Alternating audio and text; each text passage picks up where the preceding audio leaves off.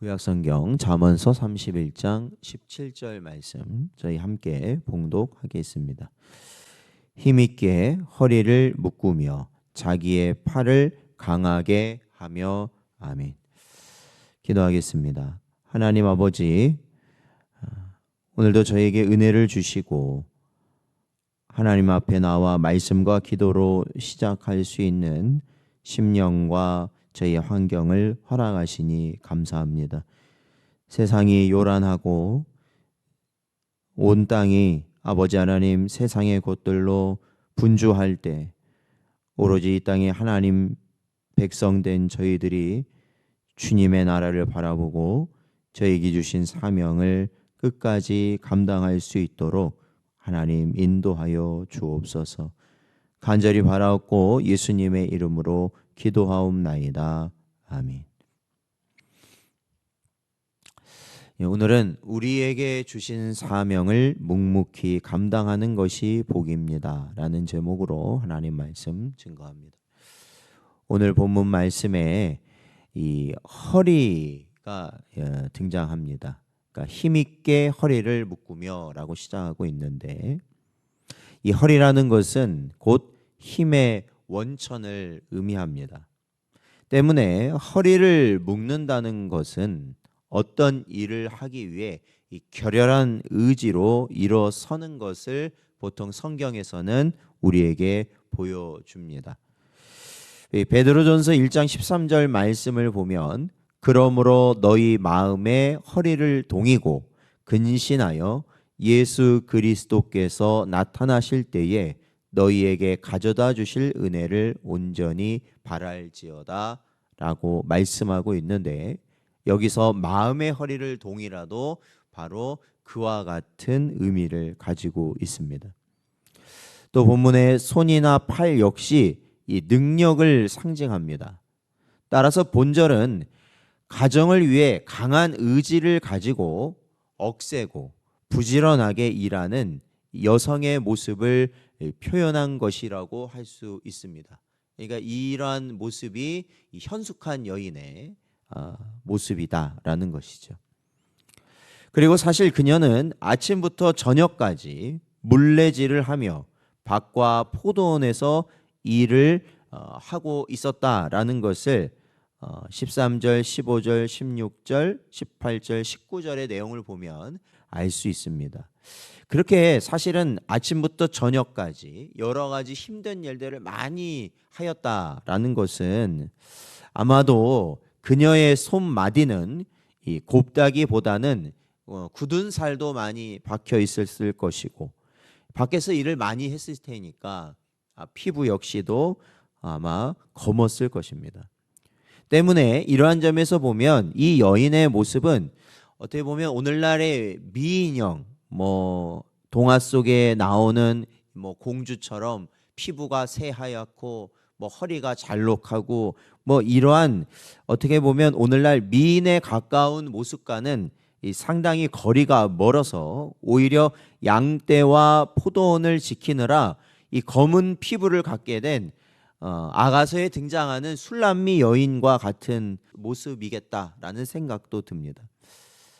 따라서 아가서에 제시된 술람미 여인이나 오늘 본문에 나와 있는 이 이상적인 여인으로 제시된 이 여성의 공통적인 모습을 생각하면 하나님께서 가장 아름답게 보시는 자는 이 화려한 외모를 지닌 자가 아니라 비록 겉모습은 수수하고 투박할지언정 가정과 사회와 교회, 나아가 하나님 나라를 위해 믿음과 충성으로 자신의 자리에서 묵묵히 헌신하며 봉사하는 자임을 알 수 있습니다. 그런데 오늘날 우리 사회는 아무리 모든 지표가 경제적으로 너무 힘들다, 어렵다, 살기가 어떻다 해도 사실 우리나라의 역사적으로 보면 우리나라의 수천 년 되는 역사에서 본다면 그 어느 시대보다도 물질적으로 풍요해지면서 사실은 오늘날은 근면과 성실을 기준으로 한 이 건전한 기품 대신에 이 겉모습을 굉장히 중요시하는 아주 위험한 방향으로 나아가고 있다라는 것입니다. 그러다 보니 어린아이들, 젊은이들은 물론이고 심지어 노인에 이르기까지 외모적인 관심, 몸매가 어떻냐, 아니면 무엇을 입느냐, 그러한 것들이 중요한 관심사가 되었죠. 이에 따라 자신의 형편은 따지지도 않은 채 많은 여성들은 얼굴과 몸매를 가꾸고 명품과 고급 옷을 구입하는데 대부분 시간과 돈을 쓰고 있어요. 그러나 이것은 여자뿐만 아니라 남자들도 마찬가지라는 겁니다. 마찬가지예요. 그리고 이러한 풍조는 어디에까지 스며들었냐면 교회마저도 이러한 풍조에 휩쓸리고 있다라는 것입니다. 목회자들은 아골골짝 빈들에도 복음을 들고 가오리다 라는 이 찬송가 323장의 이 가사를 잊어버리고 복음을 전하기 위해 험지나 힘든 곳을 가기를 꺼려하다라는 것이죠.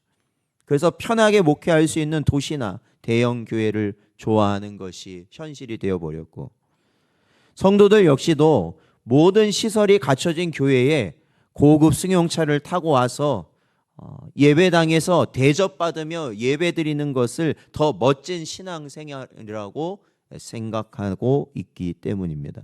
안타까운 현실입니다.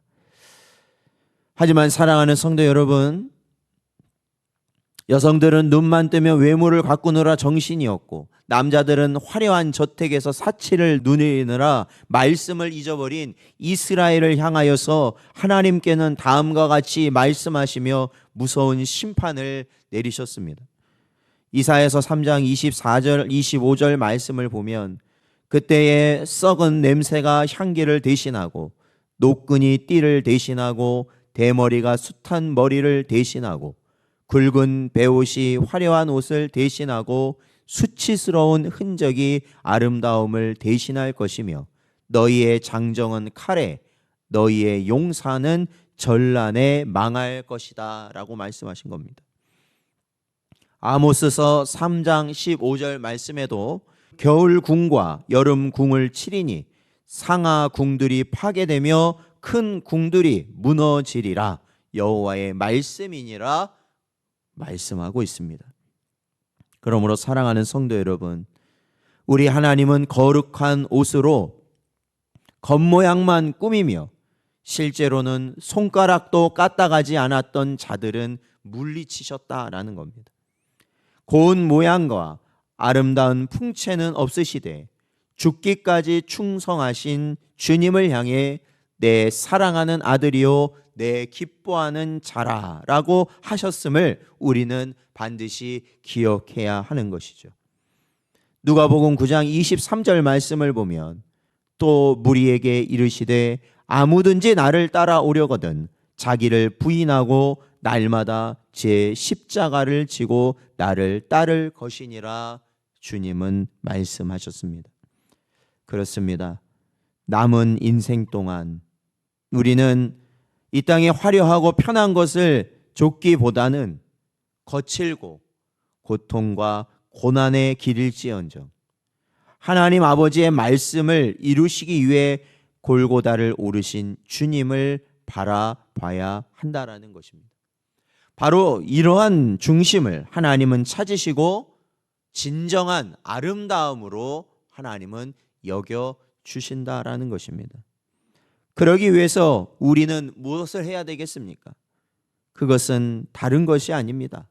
우리에게 허락하신 교회와 또한 우리의 가정과 또한 우리의 삶의 터전에서 하나님이 나에게 주신 사명을 묵묵히 이뤄 나가는 것이 바로 오늘날 우리 성도들에게 주신 하나님의 명령이고 그것이 바로 우리가 복된 길로 가는 성도의 모습일 것입니다. 오직 주를 위해 충성하십시오. 그것이 바로 천국의 영광과 아름다움을 입고 해처럼 빛나는 자들로 살아가게 되는 복된 길이 될 것입니다. 오늘도 저에게 주신 말씀을 붙들고 오늘날 우리에게 주신 사명을 끝까지 감당하며 살아가는 복된 여러분 되시기를 주의 이름으로 축원드립니다.